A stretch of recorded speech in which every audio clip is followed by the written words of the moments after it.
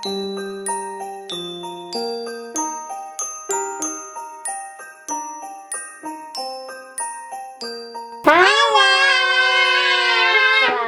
sahabat. Apa kabar adik-adik semua? Semoga semuanya bersukacita, sehat-sehat, dan selalu menjadi anak baik. Judul pelajaran kita pada pagi hari ini adalah apa, Nemi? Tuhan yang ajaib. Tuhan yang ajaib. Ayat hafalannya terdapat di dalam Mazmur 95 ayat 7. Ikutin ya. Ikutin ya, Dek. Sebab dialah Allah kitalah umat gembalaannya dan kawanan domba tuntunan tangannya. Kita dengarkan ceritanya yuk. Pada waktu itu bangsa Israel dipimpin oleh seorang raja bernama Raja Ahab. Nah, Raja Ahab ini mempunyai istri yaitu Ratu Isabel. Nah, Raja Ahab ini terpengaruh dengan kehidupan dari istri-istrinya yang juga tidak menyembah Tuhan dari negeri yang asing. Jadi Raja Ahab ikut-ikutan, dia tidak mau menyembah Tuhan. Dia mulai melupakan Tuhan dan tidak menurut. Dan dia mulai menyembah patung Baal. Kira-kira patung Baal bisa mendengar doa atau tidak ya? Bisa atau enggak, Nemi? Tidak, tentu tidak bisa. Tapi Raja Ahab selalu menyembah dan berdoa kepada patung Baal. Sampai Tuhan melihat dia tidak mau berubah dan tidak mau mengingat Tuhan lagi. Tuhan sedih sekali melihatnya. Lalu Tuhan menyuruh Elia, nabinya yang selalu setia mengikuti perintah Tuhan. Elia datang kepada Raja Ahab. Dia mengatakan, "Raja, Tuhan berkata bahwa engkau sudah tidak menurut dan melupakannya. Segeralah berbalik untuk menurut kepada Tuhan." Raja Ahab mendengar perkataan Nabi Elia, dia kaget. "Loh, kenapa kamu berkata seperti itu? Semua yang aku lakukan itu benar." Elia berkata, "Jika engkau tidak mau menurut lagi kepada Tuhan, maka tidak akan ada hujan sampai Tuhan sendiri yang akan memberikan hujan itu." Setelah mengatakan seperti itu, Elia langsung pergi. Raja Ahab kaget. Dia bingung. "Aduh, kenapa ya? Ada orang yang berani menentang aku." Dia kemudian marah dan dia menyuruh orang untuk mencari Elia. Tuhan menyuruh Elia untuk pergi ke sungai Kerit. Di sana air sungai itu sangat jernih dan di sana sangat tenang. Ada banyak rumput, pohon, dengan alam yang tenang. Di sana Elia bisa beristirahat. Sementara Raja Ahab masih terus berusaha untuk mengejar Elia. Dan seperti yang Elia katakan, sejak dia berkata kepada Raja Ahab bahwa tidak akan ada turun hujan, sejak itu hujan sama sekali tidak pernah turun membasahi bumi. Sehingga tanaman di tanah Israel sudah mulai kering. Tidak pernah ada air. Dan sumber-sumber mata air juga mulai kering. Tapi tempat di mana Elia saat itu tinggal, yaitu di tepi sungai Kerit, airnya masih mengalir, masih ada. Jadi setiap hari Elia bisa minum dari air sungai Kerit. Lalu dari mana Elia bisa makan ya? Tuhan selalu menjaga Elia. Tuhan mengutus burung-burung untuk membawa makanan kepada Elia. Lihat, ada apa ini? Burung berwarna hitam. Burung gagak datang untuk membawa makanan kepada Elia setiap hari. Elia bisa makan setiap hari dengan kenyang, pagi dan sore hari. Burung-burung selalu setia memberikan makanan untuk Elia. Tuhan yang memberikan makanan itu sehingga Elia tidak pernah kelaparan. Dia selalu kenyang dengan makanan yang sudah disediakan oleh Tuhan dan dengan air yang ada di sungai itu. Sewaktu air sungai itu sudah mulai kering, Tuhan menyuruh Elia untuk pergi ke sebuah desa, namanya desa Sarfat. Sewaktu Elia tiba di desa Sarfat, dia melihat seorang ibu dengan anaknya laki-laki sedang mengumpulkan kayu-kayu kecil untuk mereka pakai buat masak. Elia sudah mengadakan perjalanan yang cukup jauh dan hari sangat panas, matahari terik. Jadi dia merasa sangat kehausan.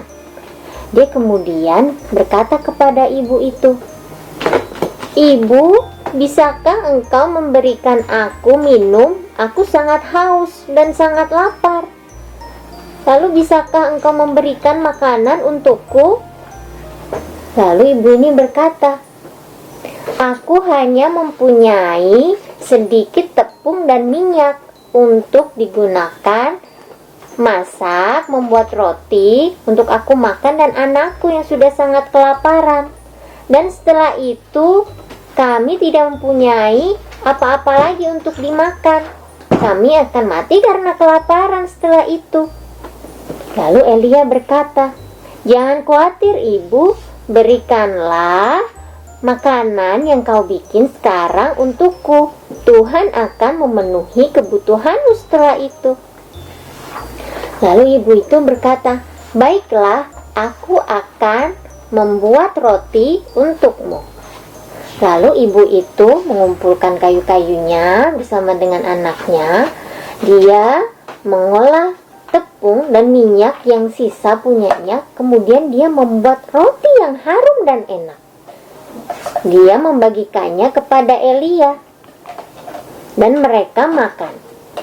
Setelah itu hujan tidak turun kurang lebih 3 tahun. Dan selama 3 tahun itu, selama masa kekeringan itu, lumbung dan minyak di tempat ibu itu, lihat, selalu terisi. Tidak pernah kosong. Tuhan selalu memberikan minyak dan tepung yang penuh di tempat ibu itu. Jadi ibu ini tidak pernah kelaparan dengan anaknya. Dari cerita tadi kita bisa mendapatkan sebuah pelajaran. Yang pertama dari Elia. Elia adalah seorang yang sangat menurut. Dia suka menurut pada Tuhan. Apa saja yang Tuhan katakan, dia turuti. Tanpa ragu sedikit pun dia akan menurut apa yang Tuhan kehendaki. Jadi walaupun dia disuruh menghadap Raja Ahab, dia tidak takut. Walaupun langsung menghadap ke raja, dia bisa saja langsung ditangkap, tapi dia tidak takut. Waktu dia disuruh untuk pergi ke sungai Kerit, dia disuruh pergi ke Sarfat, dia menurut kepada Tuhan. Dia berkata, "Baiklah Tuhan." Dia menurut, dia tidak khawatir dan tidak pernah berpikir apa yang akan saya makan nanti, apa yang akan saya minum nanti. Dia percaya bahwa Tuhan akan menjaganya, dan Tuhan membuktikan itu. Tuhan selalu menjaga Elia, memenuhi semua kebutuhannya. Yang kedua, kita belajar dari Raja Ahab.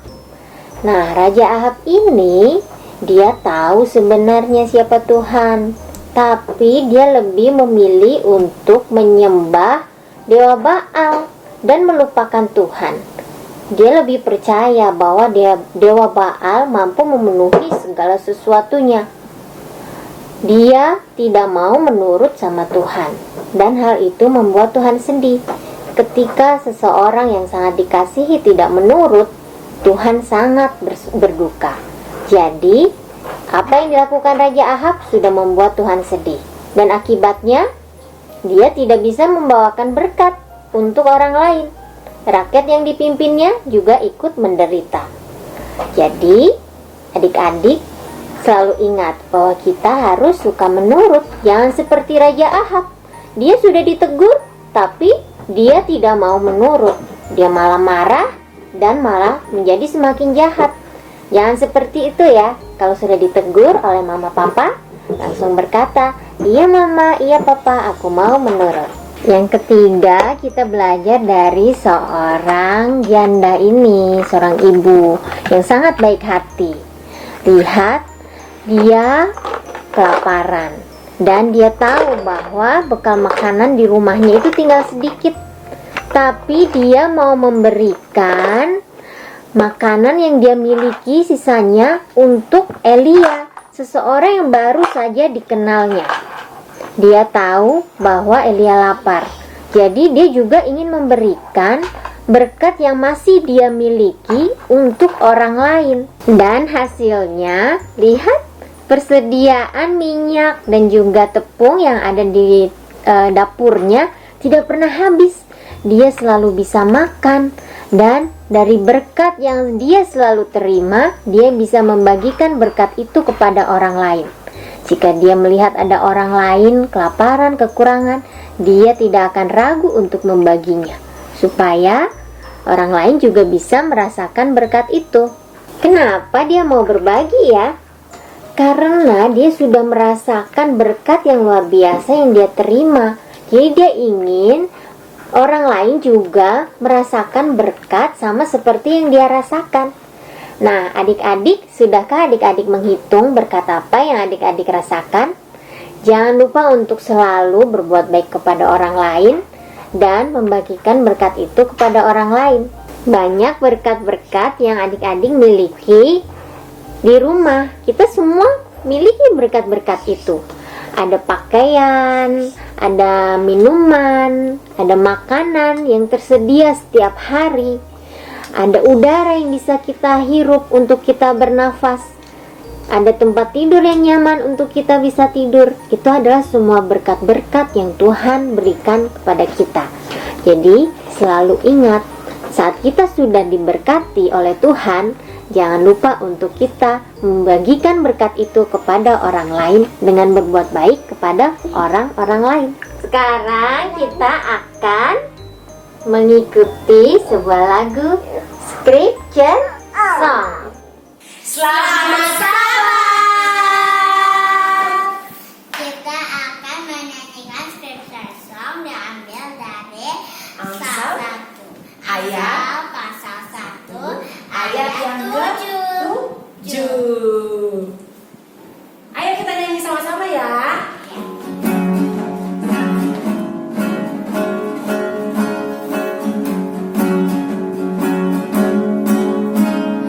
Takut akan Tuhan adalah permulaan pengetahuan, tetapi orang bodoh menghina hikmat dan didikan.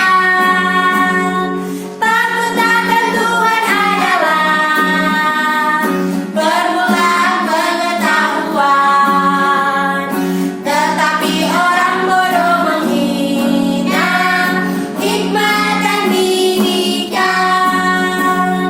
Amsal pasal 1 ayat 7. Nah, sekarang kita mau ajak teman-teman bernyanyi bersama-sama dengan kami. Kita nyanyikan sama-sama ya. Musik.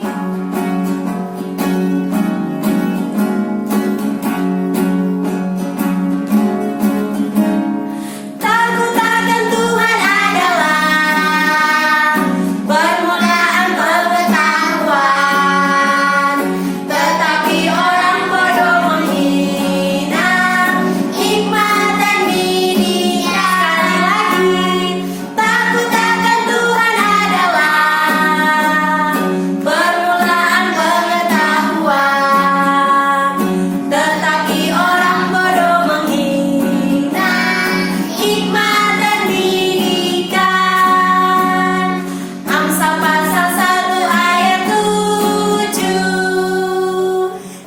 Arts and Craft minggu-minggu sebelumnya sudah ada teman kita yang membuat prakarya. Kita lihat ya.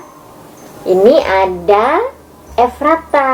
Halo Efrata, terima kasih sudah rajin membuat prakarya. Terus satu lagi ada Cliff, adiknya Efrata. Pak lucu sekali. Thank you Cliff. Tetap semangat ya untuk membuat prakarya dan juga membagikannya kepada orang lain supaya yang lain juga terberkati dan juga semangat. Sekarang kita akan ikutin Arts and Craft. Bikin apa Demi? Sarung? Sarung bantal. Dari kaos? Dari kaos bekas. Yuk kita ikutin. Bahan-bahannya yang pertama adalah kaos bekas yang sudah tidak terpakai lagi. Ini dan apa ini Nemi? Gunting. Udah cukup hanya itu saja. Kaos bekas dan gunting. Sederhana bukan? Caranya, yang pertama kita ambil kaos bekas, lalu kita akan potong di bagian bawahnya. Ini yang bagian kerah kita akan gunting, kita nggak pakai yang bagian kerahnya, jadi hanya bagian bawahnya yang bentuknya kotak. Nah, kita akan buat sarung bantal. Di sini ada contoh bantal. Nah, kira-kira seperti ini, pas seperti ini. Kita gunting melebihi sedikit, kira-kira segini ya. Ini di bawah ketiaknya seperti ini. Saya tarik begini supaya lurus, terus digunting. Nah, begini. Terus gunting. Bagian ininya kita singkirkan dulu. Kita pakai yang ini, bagian perseginya. Bagian bawah yang ada lipatannya kita gunting ya.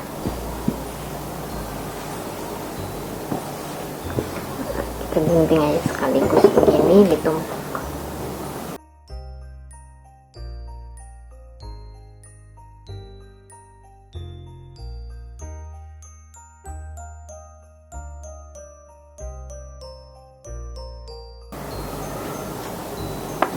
Jahitan pinggirnya juga kita gunting.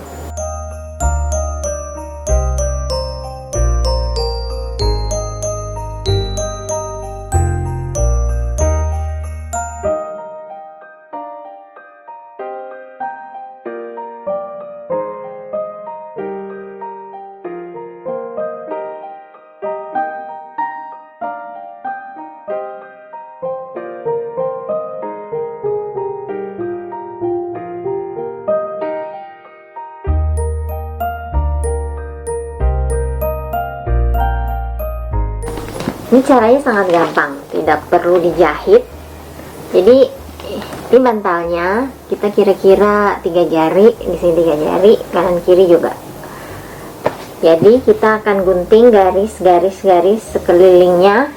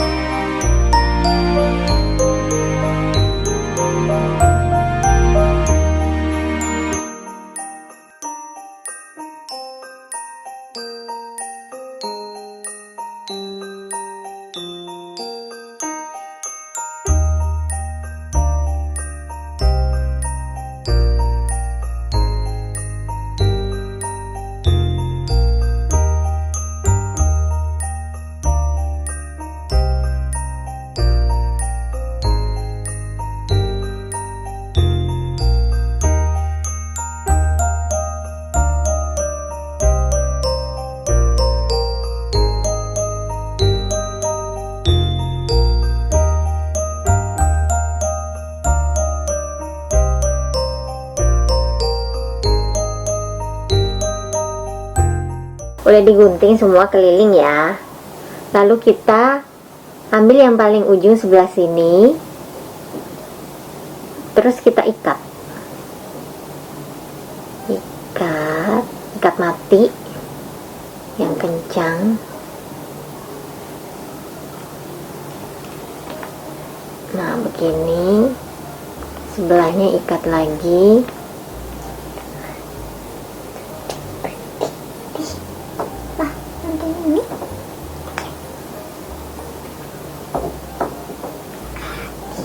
Begini, kita akan ikat semuanya keliling.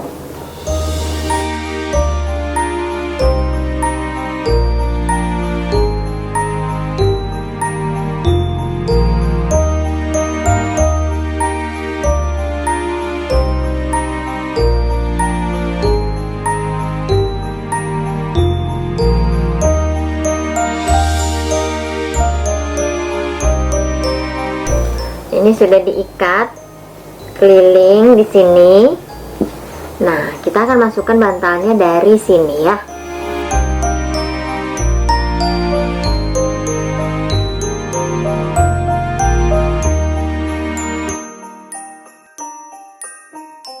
Sisi yang sini, setelah bantalnya dimasukkan, kita akan ikat lagi.